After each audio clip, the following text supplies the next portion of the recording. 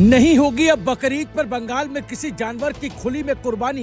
योगी style में action लेने की शुभेंदु ने ठानी, दिया ऐसा अफसरों को आदेश। दंग रह गए मौलाना।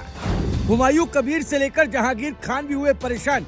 बंगाल में शुभेंदु अधिकारी ने जारी किया बड़ा फरमान। 2021 विधानसभा चुनाव को लेकर भी लिया सीएम ने फैसला। पहले लाउडस्पीकर, फिर चला बुलडोजर। अब कुर्बानी पर दिया बड़ा आदेश। क्या सच में बंगाल में हिट होने जा रहा योगी फॉर्मूला? बंगाल से दिल्ली तक जारी फैसलों की चर्चा।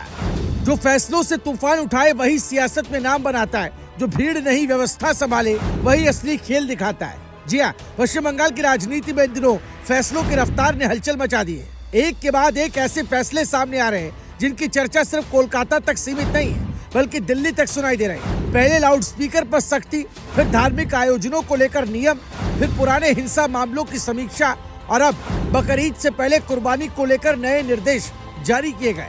इन फैसलों के बाद सियासी गलियारों में एक नई बहस शुरू हो गई है। क्या बंगाल में प्रशासनिक सख्ती की नई तस्वीर बनाई जा रही है? समर्थक इसे कानून व्यवस्था की दिशा में बड़ा कदम बता रहे हैं, तो विरोधी इसे नए राजनीतिक प्रयोग के तौर पर देख रहे हैं। दरअसल बकरीद से पहले जारी किए गए नए निर्देशों ने सबसे ज्यादा चर्चा पैदा की है। आदेश में कहा गया है कि जानवरों की कुर्बानी अब खुली जगहों या सार्वजनिक जगहों पर नहीं होगी। इसके लिए नगर पालिका या प्रशासन द्वारा निर्धारित स्थानों का इस्तेमाल किया जाएगा। इसके साथ ही पशुओं के लिए फिटनेस प्रमाण पत्र की प्रक्रिया भी सख्त कर दी गई है। जानकारी के मुताबिक अब कुर्बानी से पहले कई स्तरों पर जांच की व्यवस्था की गई है। प्रशासन का कहना है कि नियमों का उद्देश्य व्यवस्था बनाए रखना और तय कानूनी प्रक्रिया का पालन सुनिश्चित करना है। साथ ही ये भी साफ किया गया कि नियमों का उल्लंघन करने वालों के खिलाफ कानूनी कार्रवाई की जा सकती है। लेकिन मामला सिर्फ यहीं तक सीमित नहीं रहा। बंगाल में लाउडस्पीकर को लेकर भी सख्ती बढ़ाई गई।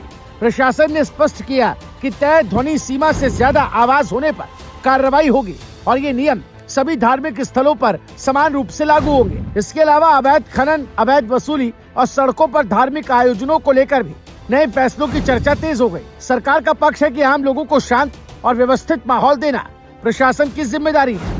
यही वजह है कि कई मोर्चों पर एक साथ फैसले लिए जा रहे हैं। इसी बीच 2021 विधानसभा चुनाव के बाद हुए बवाल के पुराने मामलों को लेकर भी बड़ा फैसला सामने आया। आदेश में कहा गया कि चुनाव के बाद हुए बवाल से जुड़े मामलों की समीक्षा की जाए और जहां जरूरत हो वहां दोबारा जांच की जाए। जिन मामलों में लापरवाही की शिकायतें हैं उन्हें फिर से खोलने की बात कही गई।